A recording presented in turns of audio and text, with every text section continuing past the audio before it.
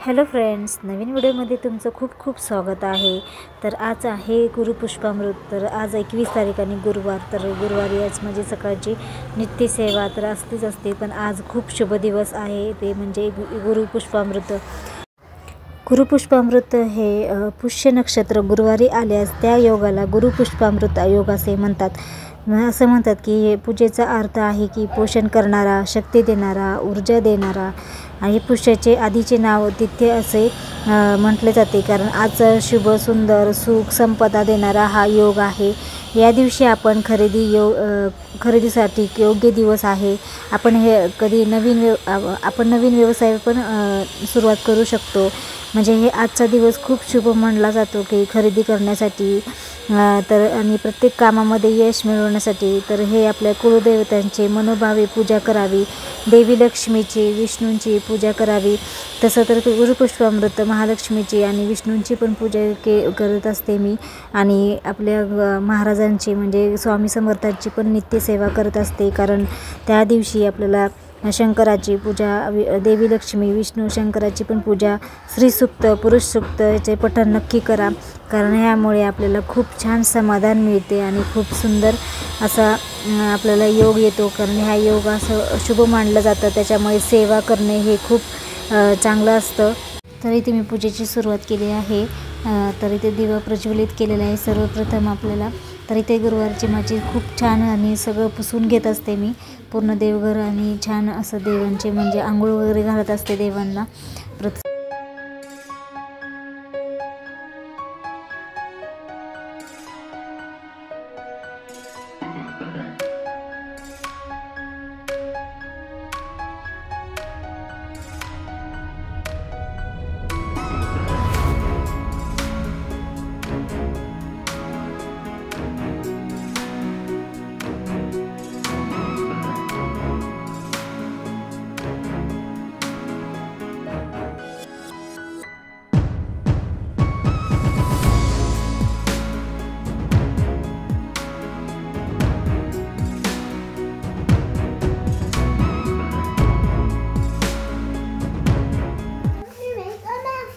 स्वामी समर्थाचे मी इथे अभिषेक करायला घेतलेला आहे। तर श्री स्वामी समर्थ असं म्हणत मी आपल्याला अभिषेक करायचा। तरी मी जर गुरुवारी तर अभिषेक करत असते पंचामृताने। खूप छान वाटतं आणि बघू शकता तुम्ही, खूप सुंदर स्वामी दिसत आहे तिथे। तर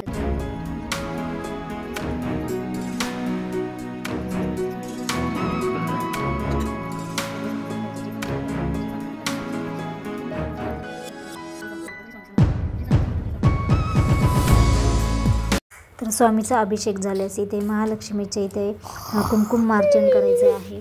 कुमकुम मार्जन करताना आपल्याला नवर्ण मंत्र नक्की म्हणायचं आहे। तर नवर्ण मंत्र म्हणत आपल्याला कुमकुम मार्जन करायचं आहे। तर आज गुरुपुष्पामृत योगावर आपल्याला खूप छान पूजा करायची आहे, आणि अशा पूजा केल्याने आपल्याला खरंच लक्ष्मीचे जे काही असेल आपल्याला फळ प्राप्त भेटतं।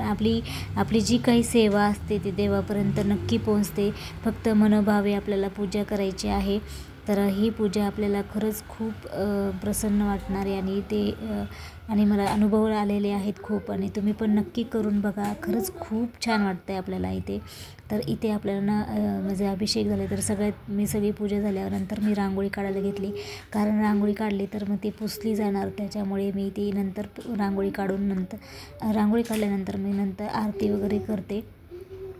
तर बघू शकता इथे छोटीशी मी इथे रांगोळी काढत आहे। तर इथे मी स्वामीचा जप करत आहे 11 माळी। तर शक्य झालं तर तुम्ही पण करा 11 माळी नक्की, गुरुवारी तरी करा। नंतर रोजची माझी 1 माळ असते, तर गुरुवारी माझे 11 माळी नक्की करत असते। जप करणे, नामस्मरण करणे, तर तुम्हाला हे माहिती आहे, कारण मी रोजची पूजा तुमच्यासोबत नाही शेअर करत, पण कधी जेव्हा करते तर खूप छान वाटतं, आणि अशी सेवा करणे मनातून म्हणजे श्रद्धा केलेली खरंच देवापर्यंत पोहोचते। तर आज गुरुपुष्पामृत असल्यामुळे लक्ष्मीला, आपल्या महालक्ष्मीला तर तुपाचा दिवा नक्की लावावा। तर मी ते तुपाचा दिवा लावत आहे। आणि तुपाच्या दिवा लावल्यानंतर मी ते लगेच आरती करायला घेते. आरती केल्यानंतर मग परत आपल्याला नैवेद्य दाखवायचा असतो. अब जो शिरा केला होता मी नैवेद्याला, तर ते नैवेद्याला शिरा दाखवणार आहे. तर अशा प्रकारे छान पूजा मस्त. तर मला इथे आज हार नाही भेटला, तर काल मला हार नाही भेटला स्वामीसाठी, तर नक्की म्हणजे फुलं वगैरे होते तर ते वाहिले. खूप छान मस्त पूजा दिसते, खूप प्रसन्न वातावरण राहतं घरामध्ये. तर इथे माझी गणपतीची आणि मग स्वामीची आरती असते, तर ते करते.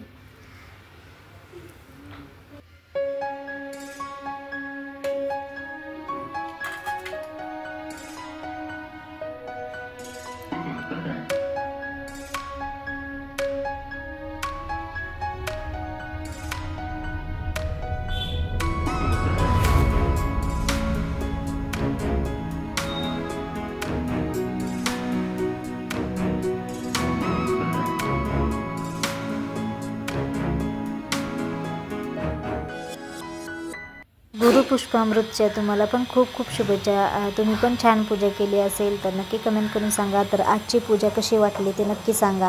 चला मग नेक्स्ट व्हिडिओमध्ये भेटू. तोपर्यंत सगळ्यांना श्री स्वामी समर्थ.